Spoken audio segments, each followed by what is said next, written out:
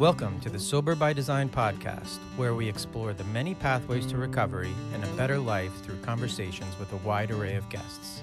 Whether you're sober curious, in recovery, or simply looking to improve your mental health and well-being, this podcast will have something for you. Each week, we sit down with inspiring guests from all walks of life who share their personal stories of struggle and triumph, offering valuable insights and practical advice on how to design a life worth living. From addiction and mental health to spirituality and creativity, we cover a wide range of topics that are relevant to anyone seeking to live a more fulfilling and authentic life. So join us on this journey of discovery, growth, and transformation, and start designing a new life.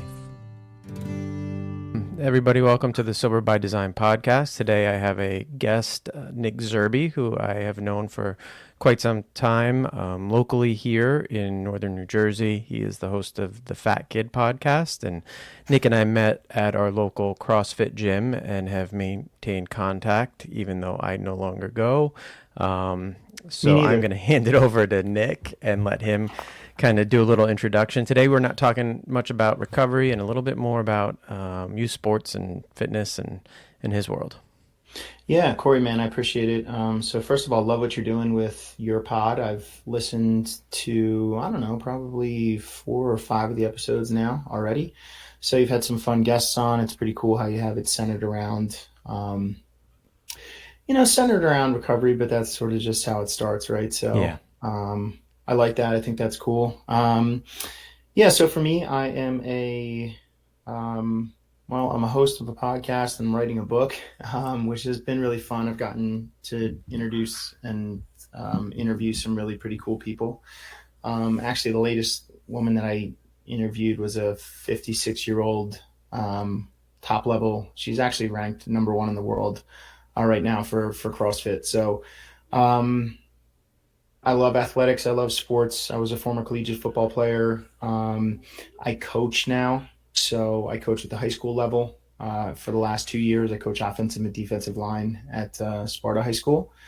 And I have been coaching youth football for, 6 or 7 years, something like that. Actually, sorry if there's noise in the background. It's my French bulldog. Every once in a while he snores. So I've been coaching youth football for, I guess, going into my 7th year. And then I coach youth lacrosse for this was my last year doing it. So it was my 6th year. I've coached t-ball. I'm actually hopefully going to coach my daughter's basketball team this year, or at least apply to do that. And my wife coaches as well. She's involved in youth softball. So I would say, as far as, our exposure to it, it's been a lot, It's been a lot of exposure, mainly really good, but, we also have some exposure to club teams as well. So my son plays club lacrosse and has 4 out of the 6 or 7 years he's been playing lacrosse. So, we have that exposure as well. So rec sports and club sports. Yeah, I did see the new guest on the podcast. I have not listened yet, but I'm going to. That's she was huge cool. get. That's really cool. As I age and try to maintain my fitness, anybody that's doing it at her level is quite inspiring. So it's unbelievable, man. 56. Of course, listen, she's obviously trying to complete hold on a second. Let me just mute you for a second and get my dog out of here. Okay. You there?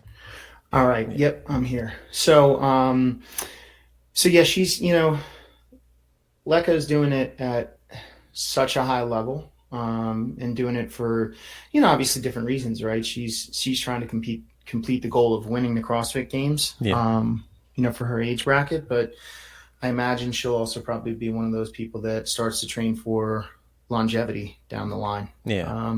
Which, listen, for most people, even just getting healthy should be a priority, right? Yeah. But if you're in a space where you're healthy and you're taking care of yourself, training for longevity is such a different way to look at it. And it's funny, both of us don't go to the gym anymore. Like through COVID, I never lost my passion, but I just lost the desire to go to a gym. And I figured out that I can do it on my own. Yeah. So I've been spending a lot of time doing that. And we put in a gym at the house here, I guess maybe 2 years prior to COVID.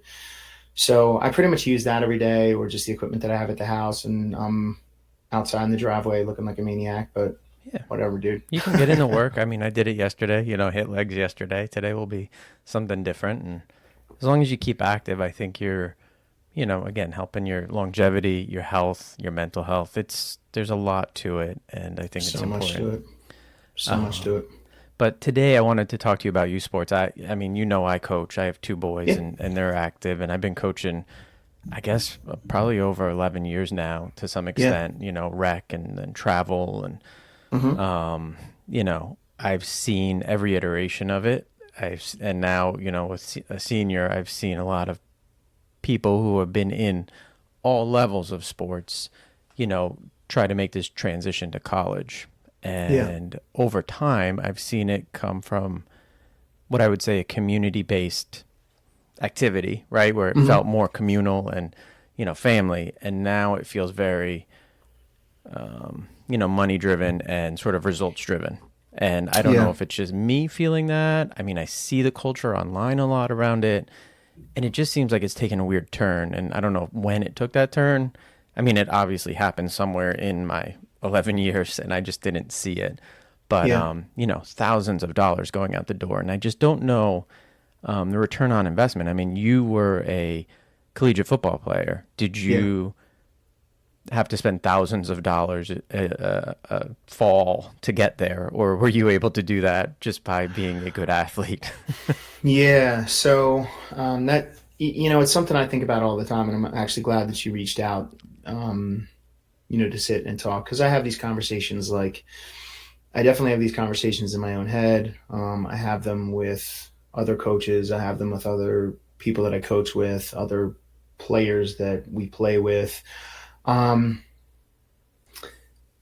I think it took a turn was probably, when social media started to popularize itself.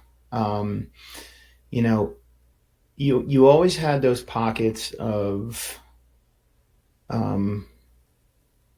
parents that were just about their kid, but you really start to see that super glaringly now, right?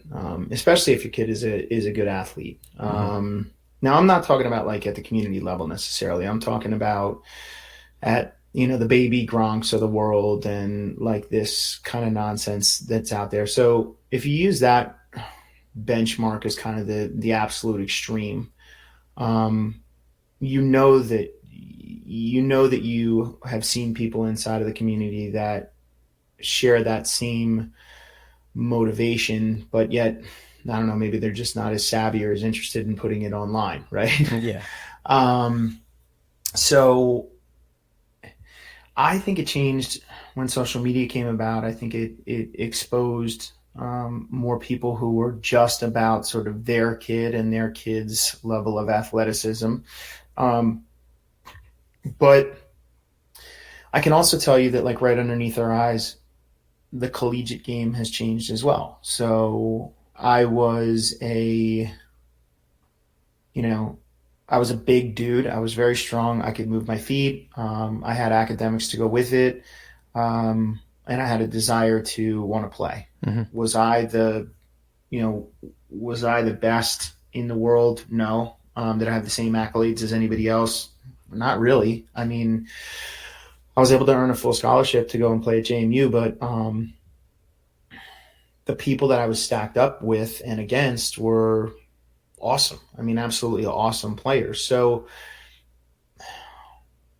at the level of play that's even there now, I don't know, man. I mean, I don't know that I would have made it, right? I don't know that I would have been a full scholarship athlete now, the same as I was, 20 years ago.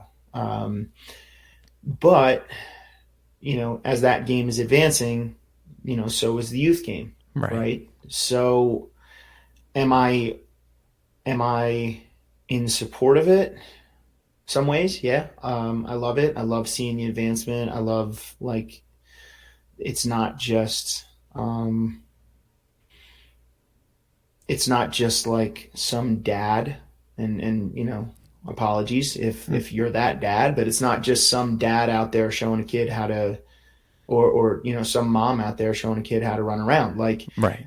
you're getting high level coaching at a young age, which the kids can respond to as long as it's put into the right context. Um, but do I think it like magnifies it, accelerates it too much sometimes? Yeah, I do. So it's like this. It's this very fine line to walk of, um, you know, can your kids get really high level coaching uh, in today's age? Yes. And is that good? Yes. Is it good for the game? Yes. Because fundamentals, especially in football, you know, football doesn't really have club teams per se. I mean, they do, um, Pop Warner League and things like that. But like if I were to want to join a club team, the closest one by here is probably Brick City, and that's kind of a club team for football. Yeah. But do I know what the qualifications of those coaches are? No, not necessarily. But do I know that they end up playing like on a national stage? Yeah, they do. Right. So, it's a balance. It's a balance because you want your kids to get better exposure and better coaching, to better mechanics, to better gameplay, rather than just old school style, like, maybe we had it.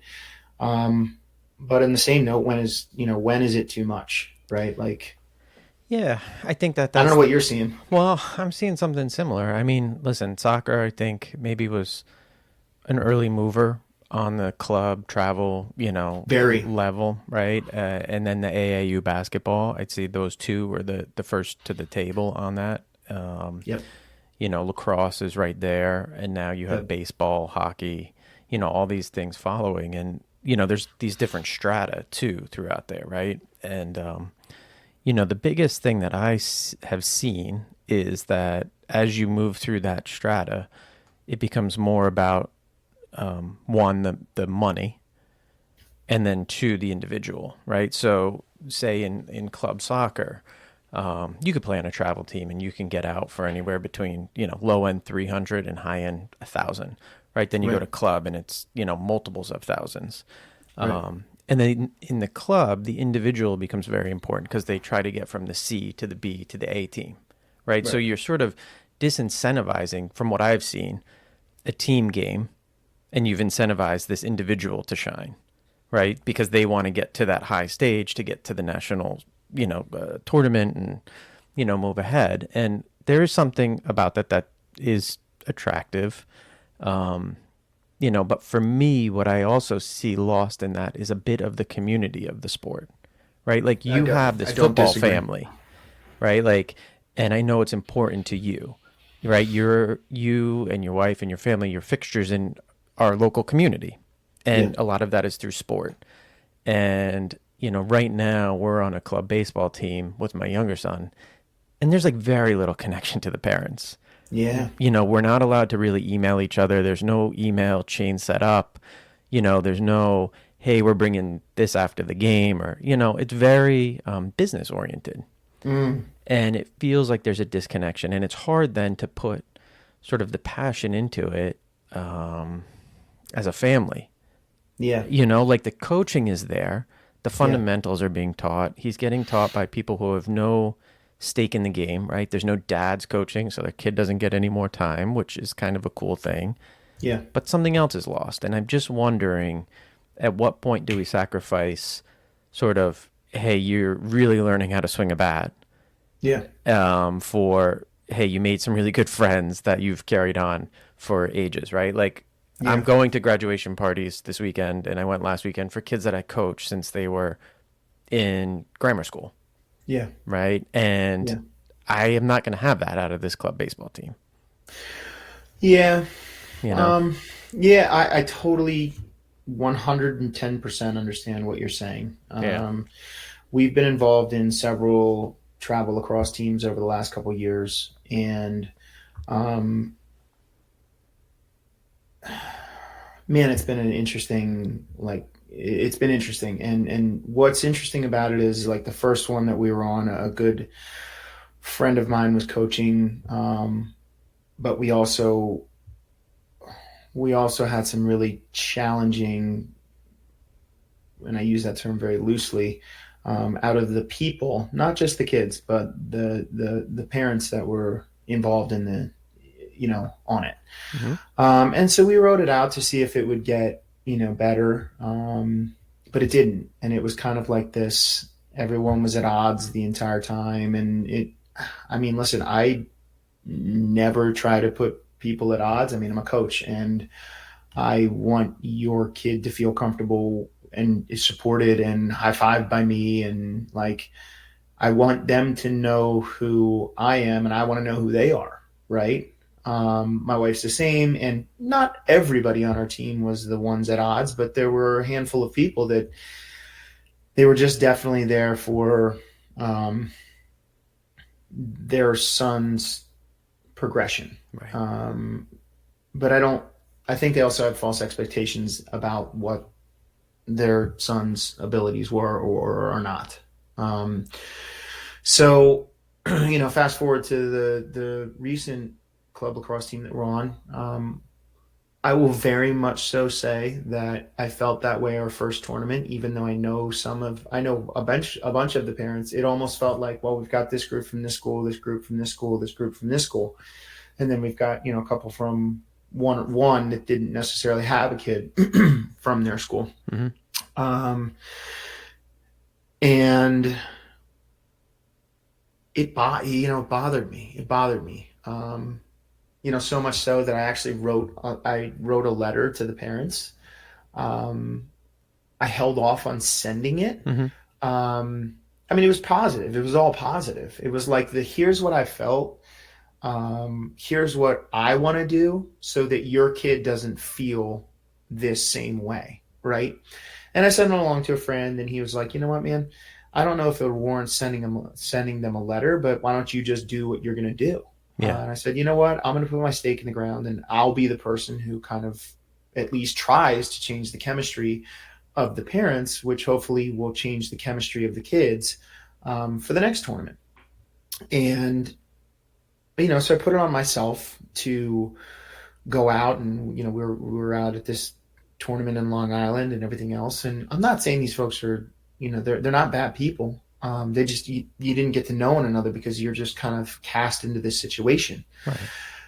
And so I made sure that I brought a lot of food, I brought music, I brought some energy. I was running around introducing myself to everybody, making sure that, they knew who my son was and I knew who their son was, and just trying to bring that together. And one of the moms, everybody was really cool with that. Mm-hmm. And one of the moms is especially cool. And she's like, oh, I'm so glad that you're doing that. And I told her, we kind of conversed about it, and she's like, oh, I'm so glad that you're doing that, because I felt the same way. And I felt like, we're hanging with the people from our school and you're hanging with the people from your school. And I said, yeah, and I said, did it rub off on your son? And she said, honestly, it didn't rub off on my son, but I don't want it to rub off on my son. And I don't think it rubbed off on ours either, but because they practice together, because they're there together, I don't think it's felt as much by them. But if you were to go on the entire season, which I've seen in the past, it is felt, right? Yeah. Especially it's felt through the kids, some of the kids' behavior. And then they don't feel like, that they can count on them as a teammate,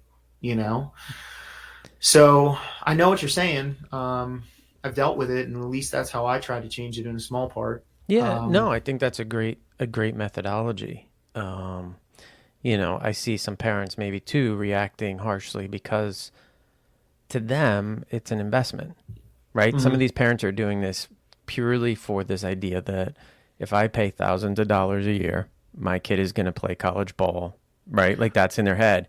And Yeah. I I wish don't see somebody it. would I wish somebody would like do a financial analysis for parents and break it down to the sheer fact that it doesn't matter how much money you spend. Like Right. it doesn't. Either your kid is going to have that level of talent and desire and want and drive, or they won't. I Um, 100% agree. And I've had that conversation with dads, yeah, and some of them just can't quite get it through their head. They're sure there's a return on investment because their there's kid is no going to return on that get investment. better because the training is better. And it's like, or your kid is going to be a D1 athlete because they're a D1 athlete. And Yeah, that is you your know, kid's gonna get better because the training is better for sure. right. But your kid, there's absolutely marginal guarantee that your son or daughter would ever go on to be a Division 1 athlete in any sport. Yeah. Um, and even at that, like let's just say that your scholarship is for 60,000 a year, including room and board. Yeah. Well, 6, 12, 18, 24, right? Like, Yeah. so $240,000, right? Yeah. You're gonna, you would maybe reap, maybe when, especially with football, it's like, what is it? I don't know, 3% of high school players go on to play at college at any level, Yes. and that's not including collegiate scholarships. Yeah. Yeah. It's not a So great investment. I mean, no, and I wish people wouldn't look at it as such and try to take out the fact that really what you're trying to do. And I have a friend that played at Syracuse. He was a linebacker, and he says all the okay, time, and his son is currently playing cornerback at Rutgers. And he says all the time, Corey, that the idea is to get them out there socializing, exercising, and learning how to be part of a team.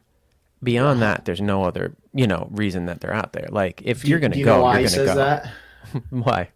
Because he played at Syracuse Yeah. and his son plays at Rutgers, Yeah. and like, you know, he had the ability to be able to do that. And so when you can see that from the other side, I mean, that's how I feel about it, right? Yeah. Like I can see it from the other side to say like that I'm 1000% in on his mentality and the logic behind it. And then the secondary to that is if your kid happens to be talented enough, sure, support it and foster it. And as long as they're having a good time, like playing, and they enjoy what they're doing, well, then push them to go far. Right. But realize that there's zero guarantee, and it has to be about them. It can't be about you and your want and desire for them. It has to be their want and desire for themselves. Oh You yeah, know, 100%. I mean, our oldest Winston, he was, thinking about playing, and he kind of backed off the idea of playing D3, and then he committed to play at the county college and has yeah, cool. since backed out of that for health reasons. Mm, And I think he's fine with it, to be honest. I think he was tired and burnt out, and, maybe now he is 100% focused on just lifting. Like yeah, that's his passion now, right? And listen, kids' passions change and move yeah, and flex. And I think, as a parent, sometimes you can get stuck in the idea that they're a soccer player, they're a baseball player, or, yeah, whatever the fact is, right? Like yeah, we try to, with our younger son, he does play baseball, but he also loves going to the homestead on Wednesday nights and singing karaoke, right? So like there's nights where it's like, well, you got practice, but it's karaoke yeah, night, right, and, which is a more important passion? I don't know, like is singing more important? Could be, yeah. you know? I mean, it's all about confidence to me, Yeah. right? So sports gives your son the confidence to get up there and sing, most likely, right? Hmm. Because he goes out and he performs and he has the confidence to do that. I've spent basically the last year analyzing my own confidence and, the where did that come from? Do I have it? Do I not have it? Some days I do, some days you don't. And sports was very foundational in that. As I really reflect back, playing sports and being part of a team builds your own confidence, it builds your confidence in others, builds your trust in others, and that should be the primary focus of it. That should be the primary focus Should of be. it. but I get it, you're sometimes fighting against the feeling of more or different or better. But if you find that, I feel like if you find that sweet spot, which I feel like we found with at least our lacrosse travel club, they've got a really nice team. Mm-hmm. The kids are, you know, very good players. They're all high quality kids. So I don't see them out there, throwing a fit, throwing one another under the bus. I see them, rally, and they're all from all different schools for the mainstay, Yeah.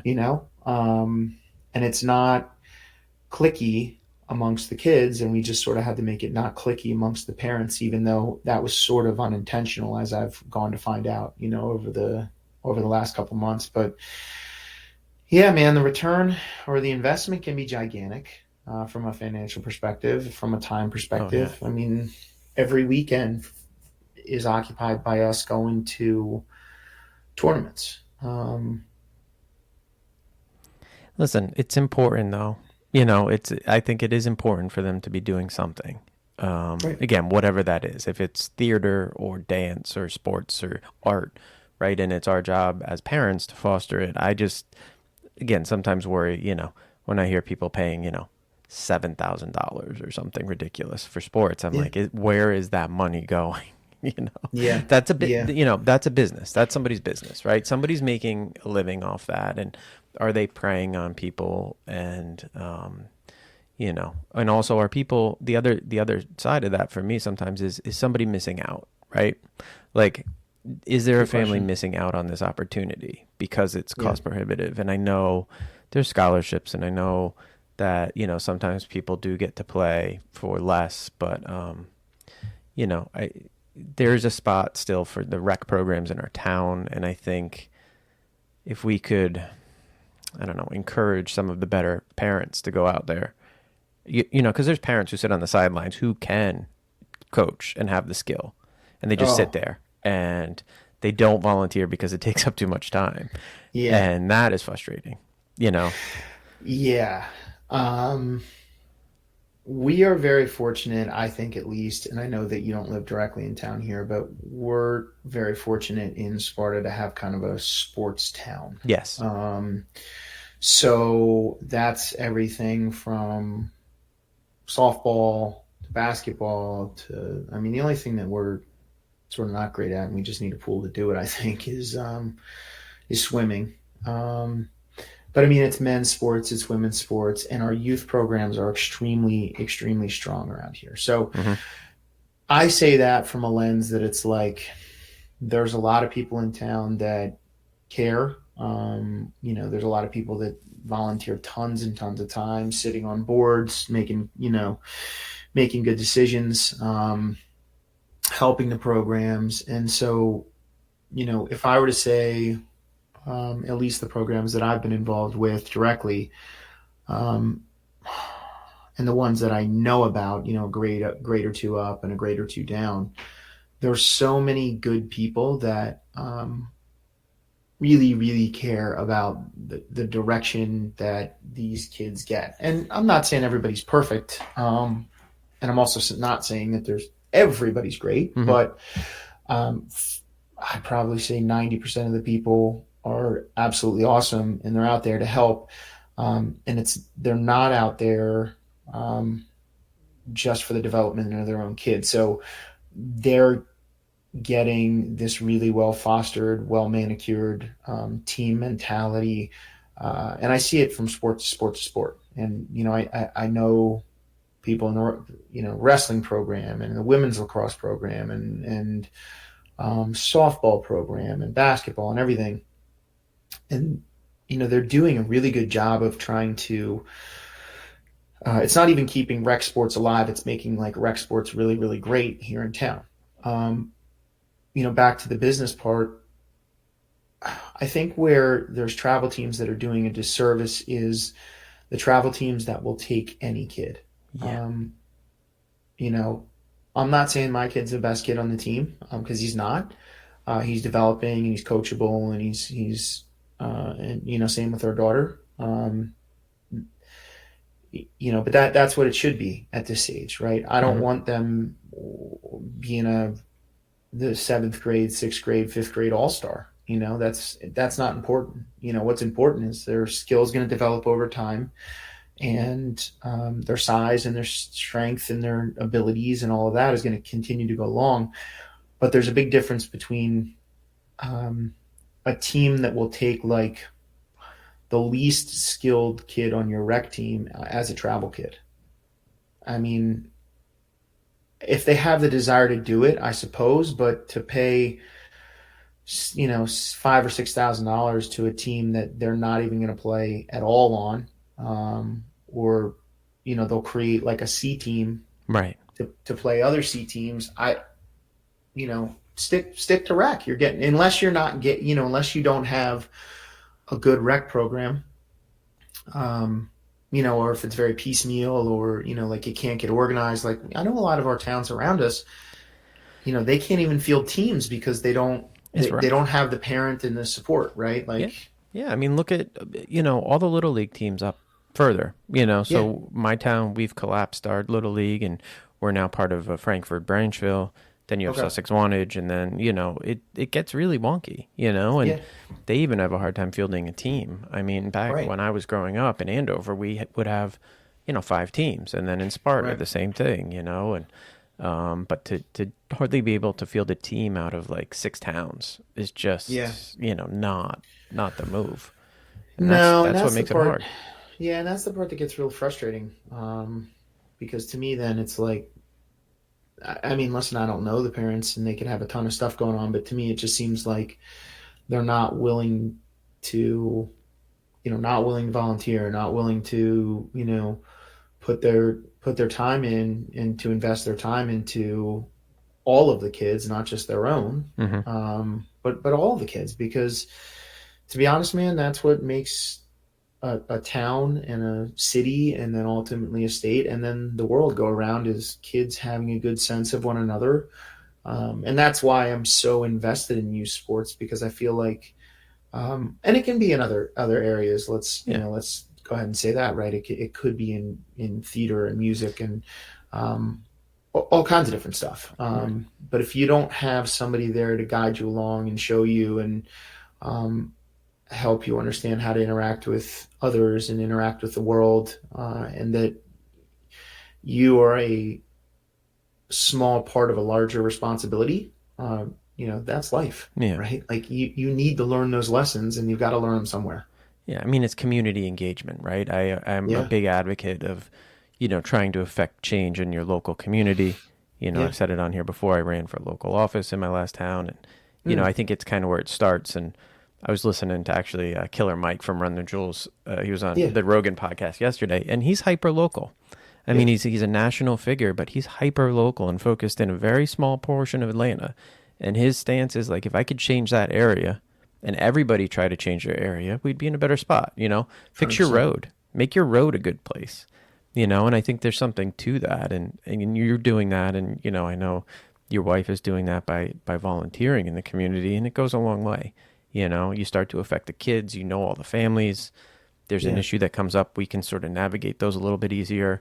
You start to know families kind of in the county as well. I think it's an important part, and so many people don't act on it. And, so and that's the other thing that happens too. Once you start to go to the club, you pull kids out of the community.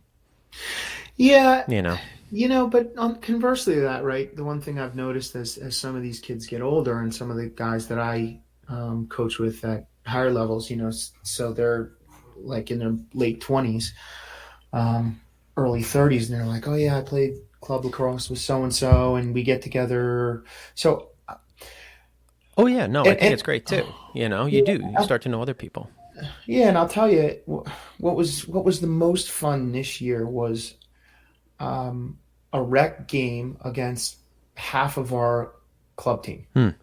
So Tewksbury, Mike Deos is one of the head coaches down in Tewksbury for the rec team, and his son plays on our rec lacrosse team, or on our travel lacrosse team, BBL. And then their head coach is from West Morris, and so we were shooting the breeze at one of our last tournaments, And we're like, yeah, we can't wait to play you guys, this year. And they've got a really, really good lacrosse team, rec lacrosse team, and they always have. Mm-hmm. And so, we're like, yeah, it's gonna be good. Hopefully, because our lacrosse numbers increased by like 12 kids or 10 or 12 kids this year. So we were holding a team close to like 36 kids, which is gigantic for a lacrosse team.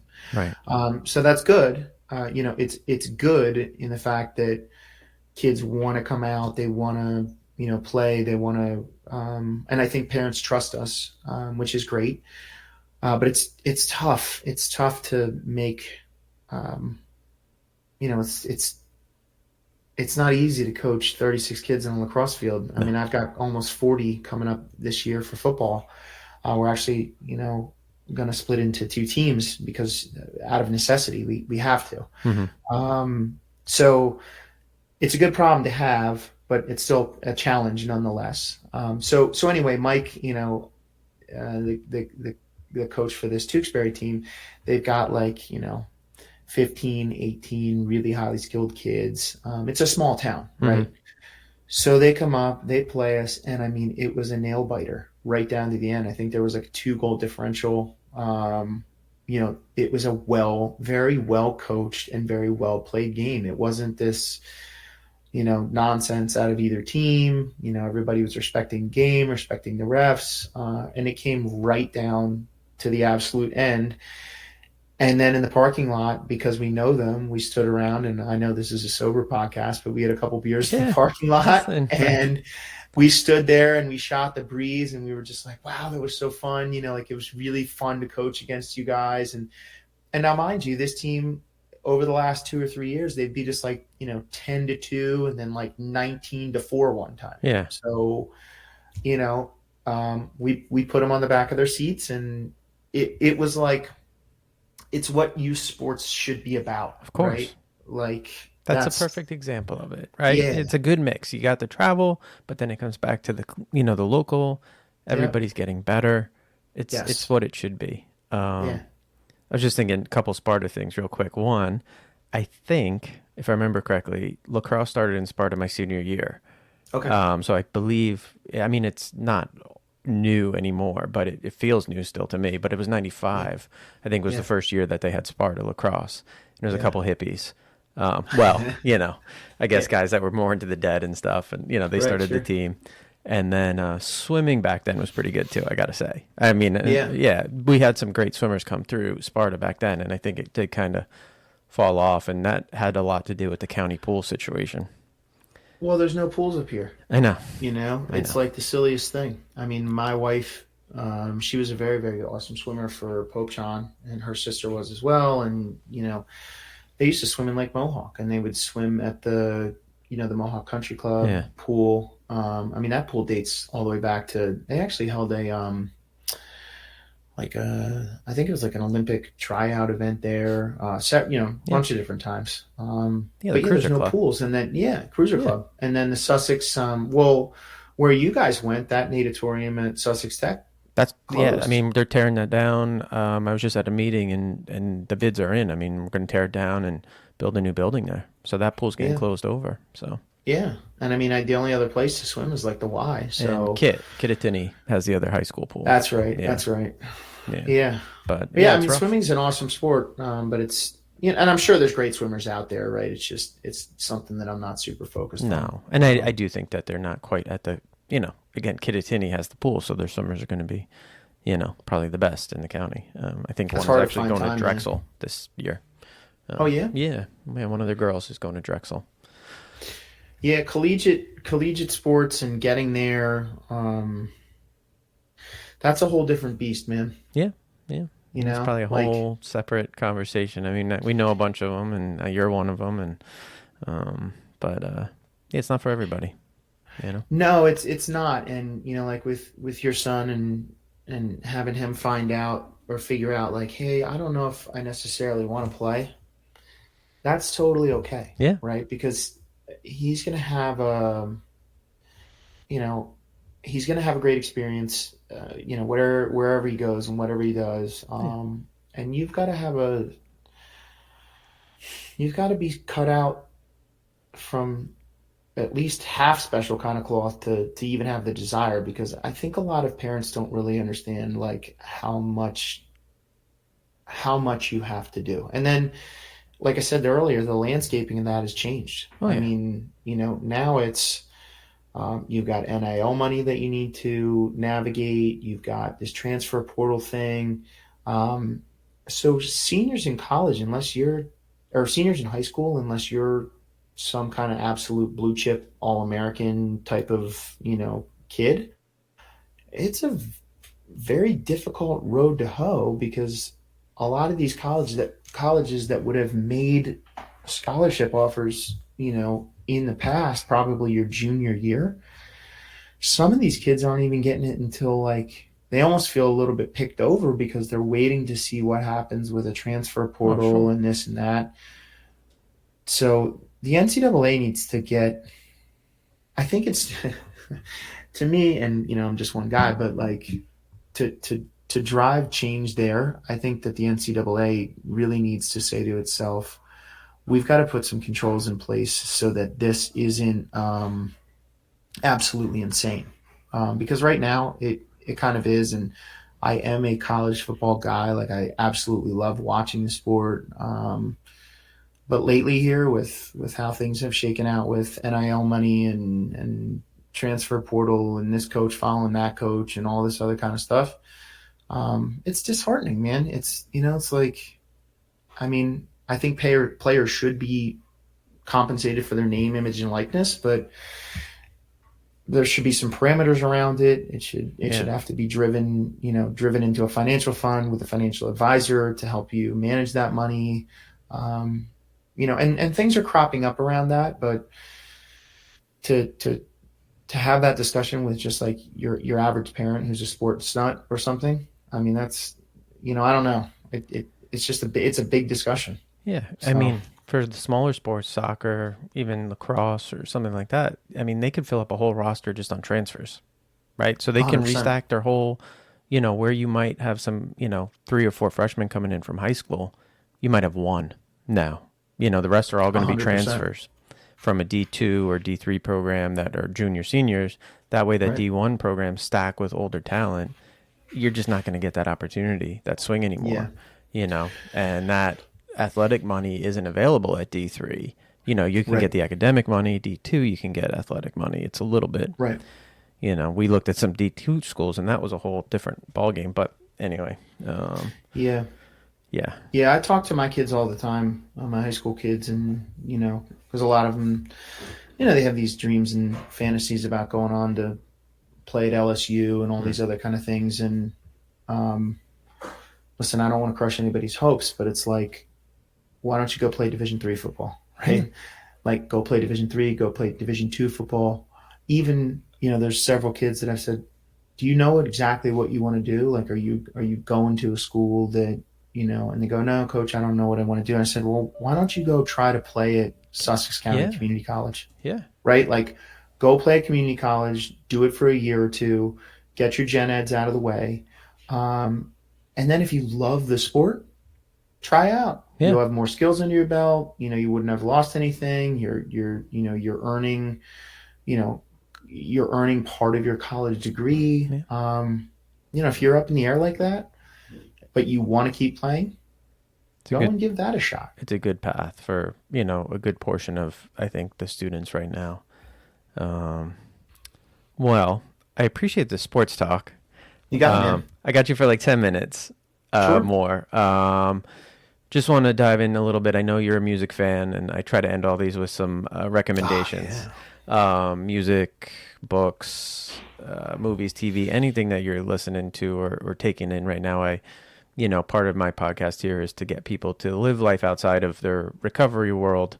So for me, that could be, fitness, sports, which is great. We Yeah. talked about that today, but I also want people to, experience new things. So, Yeah. what are you taking in these days? Oh man. Love it. So I don't watch any TV. I haven't in a very long time. I know that's a little crazy, but the only thing I do watch on TV is like live sports, Okay. which, it's only because, well, I take that back. I watch live sports and I watch like things like The Voice, right? Mm-hmm. So where people are doing live performance, anything live, like where I get to see somebody doing their best at any single given time, or at least trying their best, is kind of what I gravitate towards. Sure. Um, musically, um, bum, bum, bum, bum, bum. Marcus King Band. Okay.